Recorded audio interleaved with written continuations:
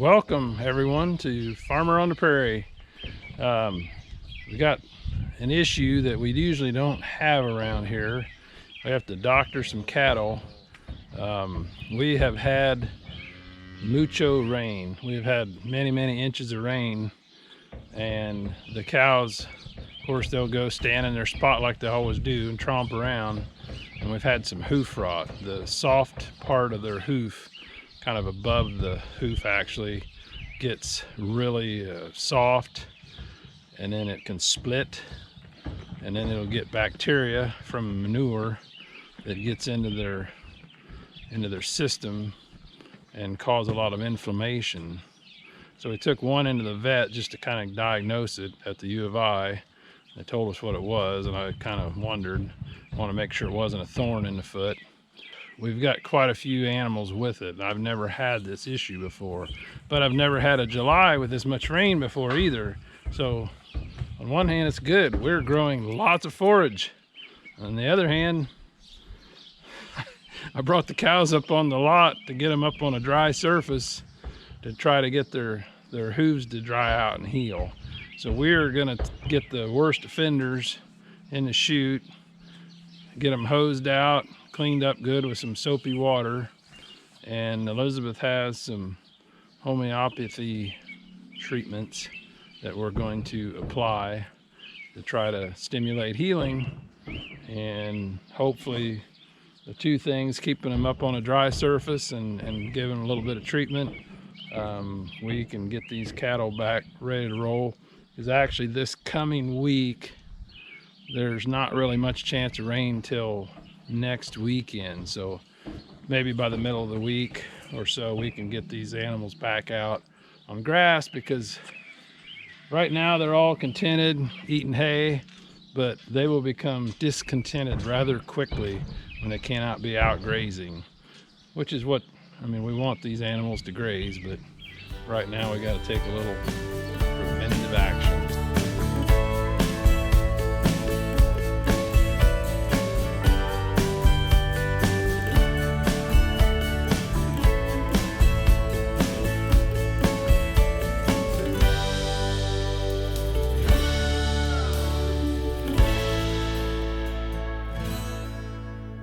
So we'll take all the cows from the lime part of the lot into the concrete part.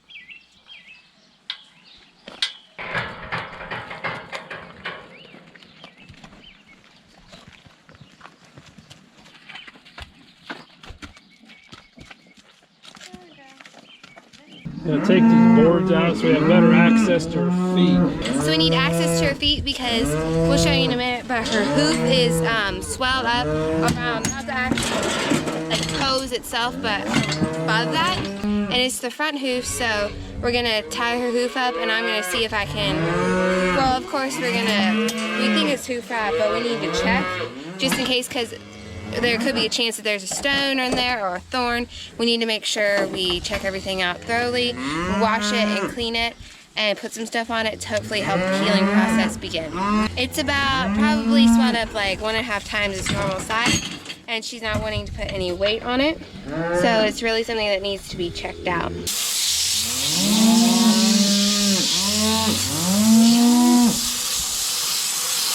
We don't have a neat chute that squeezes them and lifts them and turns them and all that. We just have to make it work.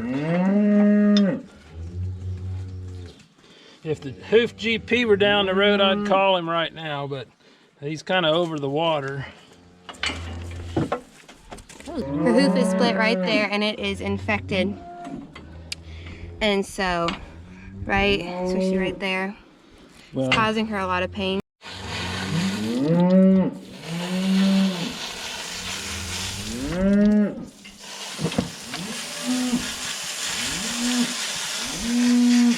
I got soap in here.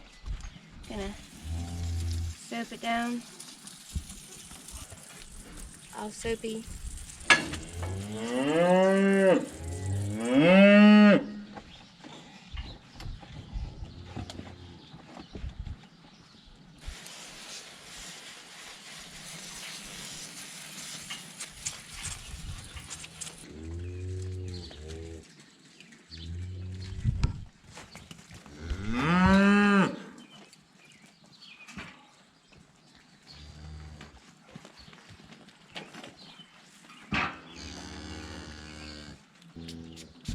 Yeah,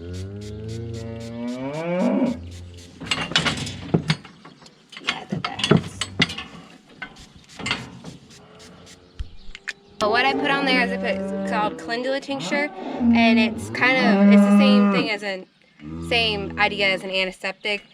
Bacteria does not really grow or thrive when it's in his presence. Now it's gotten so far, I don't know what we'll have to do with her, but it's a good thing to put on a wound of any type.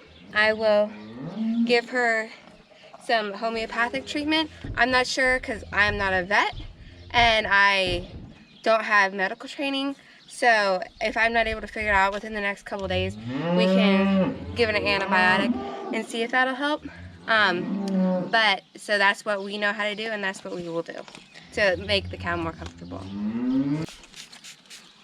Okay, okay, fine.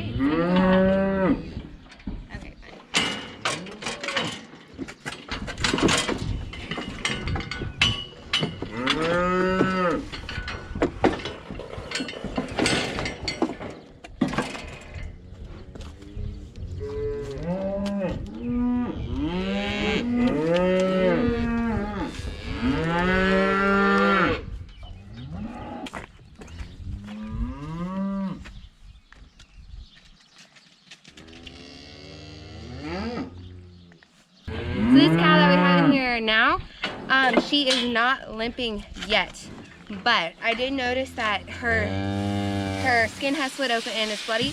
So I'm hoping by doing some treatment now, it will prevent it getting infected and her hoof getting swollen and big and she can't walk. And because we have had cows, we've had 2 cows so far who have been limping.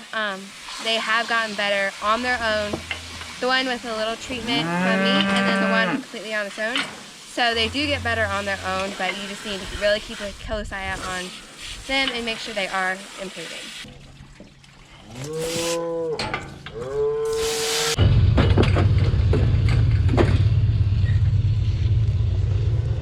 Thanks, Baby J. That's just what we needed.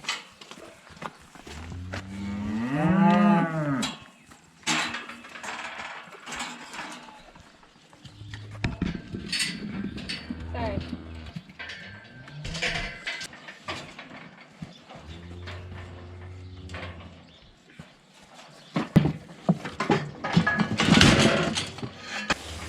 So this guy, it's on his rear hoof. Let's see, what would that be? Rear right. Rear right. I call it the driver's side. It's that works unless you're in Europe. And it's not a super bad limp, but he is limping some. So that's good that he's not completely lame by it.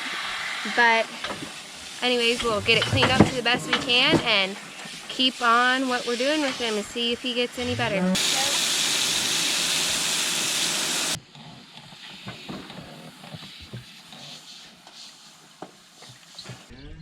There's a 5 and a 4-leaf clover right there.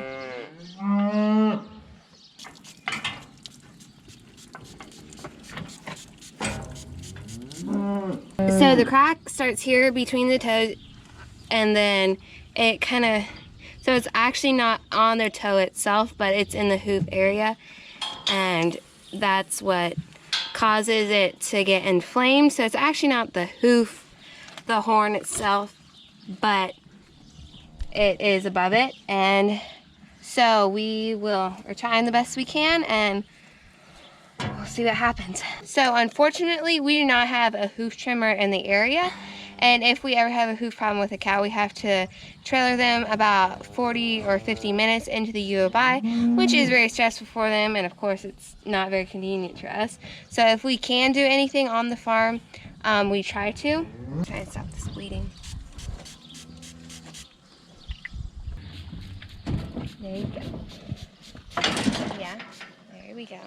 So this here is called homeopathic graphitis, and it's for splitting between the toes. And then, so I'm giving them that, and then I have something, it's a blend I made up, and it is for infection, and for swelling, for bleeding, for inflammation, helps calm that down. So we're trying this and seeing what happens.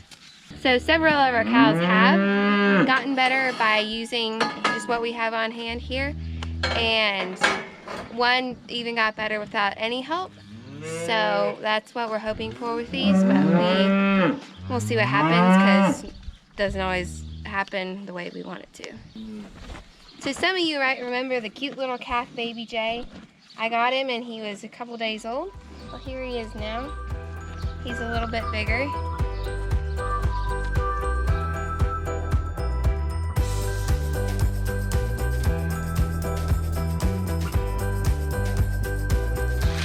Hi, baby Jay.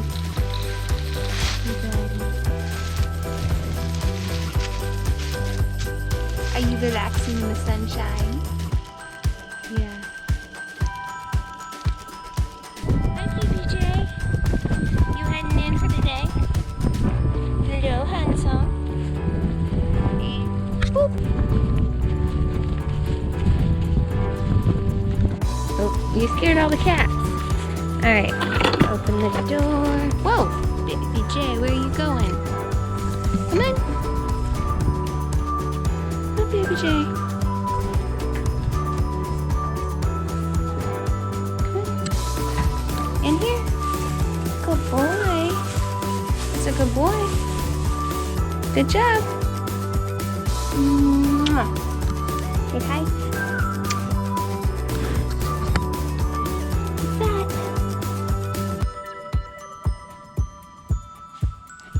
Good boy. So he nursed off a lilac until he was pretty close to a year old, and then he's been grazing ever since. And when he gets a little bit bigger, or whenever we need it, we'll take him in for ground beef. He is a big boy. We don't usually keep cows that are this tall in the herd, but since we have him, we wouldn't take him for cuts or anything. But we did raise him on grass, like which is what we do at our farm, what we advertise our beef as, so he can go for ground beef.